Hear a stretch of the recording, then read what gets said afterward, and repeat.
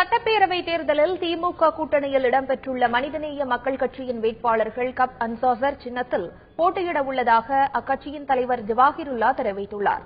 சென்னையில் இன்று செய்தியாளர்கள் முன்னிலையில் தேர்தல் சின்னத்தை அறிமுகப்படுத்திய அவர் திமுகவின் தேர்தல் அறிக்கை மக்களிடையே பெரும் வரவேற்பை பெற்றிருப்பதாக கூறினார். சட்டமன்ற தேர்தலிலே மனிதநேய மக்கள் கட்சி போட்டியிடும் தொகுதிகளில் கட்சிக்கான சின்னத்தை இந்திய தேர்தல் ஆணையம் வழங்கியிருக்கின்றது. கப்சாசர் சின்னத்திலே மனிதநேய மக்கள் கட்சியினுடைய வேட்பாளர்கள் இந்த தேர்தலிலே போட்டியிடவிருக்கிறார்கள். தற்போதைய சூழலிலே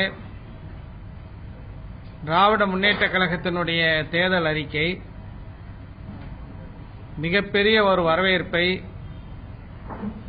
மக்களிடையே பெற்றிருக்கின்றது. கல்வி கடன் முழுமையாக ரத்து செய்யப்படும் என்ற அறிவிப்பும் இளைய தலைமுறையினர் மத்தியிலே மிகப்பெரிய ஒரு வரவேற்பை பெற்றிருக்கின்றது.